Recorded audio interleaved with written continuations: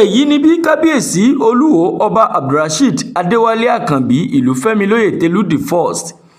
wọ́n mọ̀ gba ọ̀dọ̀ àwọn fúlàní wọ́n lọ sí gàá wọn láti lọ gbà wọ́n nímọ̀ràn lórí àwọn èwe wọn pé kí wọ́n jẹ́ kí wọ́n máa kàwé láti má fi lè lọ fẹ́ àwọn ajínigbé. Wọ́n ní ká má fi ọmọ lọ́kọ ní kékeré mọ́. Ẹ gbọ́ ohun tí kábíyèsí bá wọn sọ àti orin àtijọ́ àtìlù táwọn ọmọ kéékèèké fúlàní tí wọ́n fi yẹ kábíyèsí olúwo sí.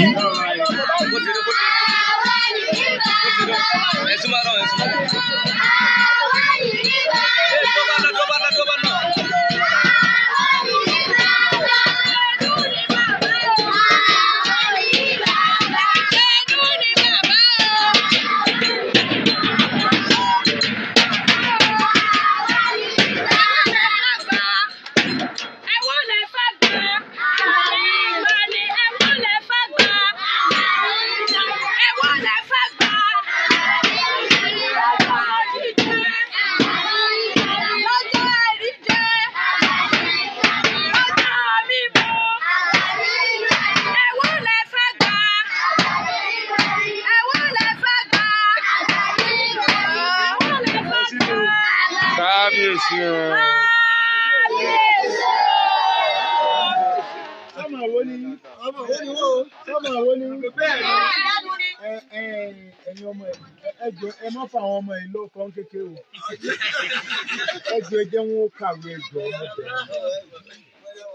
ẹjọ́ ọmọ ẹ pé ọmọ tọ́mọ bá ti pọ́ ọmọ ọdún 13 àbí 10 wọn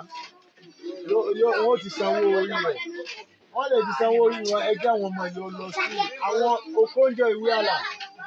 ń ló jẹ World Trade Organization kìnínní ní president obìnrin o Aisha Muhammed ọmọ Gombe ni o Aisha Muhammed òun ni Deputy Secretary General United Nations wọ́n mọ àbúrò ẹ̀ gan Karen Muhammed Fúlàní ni o Aisha Muhammed ta ló ní kíní lọ́mọ ẹ̀ ọlágò wọ́n yẹ gúúpù Aisha Muhammed kí n ti hàn wọ́n Fúlàní ni o obìnrin sì ni ó ní gbákejì ní gbogbo àgbáyé Secretary General United Nations ó ní gbákejì tí wọ́n bá ní the second citizen in the world Fúlàní Deputy Secretary General United Nations Aisha Muhammed ẹjẹ́ àwọn ọmọ yìí náà dì bẹ́ẹ̀ o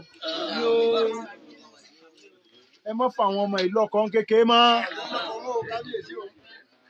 ẹ jẹ́ kí ẹ kàwé kọ́ yanjú kí ló fẹ́ dì Mọ́dà wọlé bàbá tí àdá àbí làábì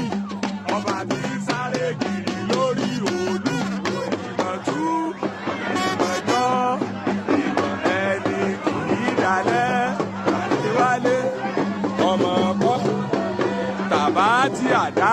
àbí làábì ọba tí ń sáré kiri lórí òòlù wo ìmọ̀tú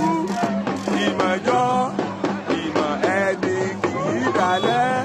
Adéwálé ọmọ Kọ́láwọlé tàbá tí àdá.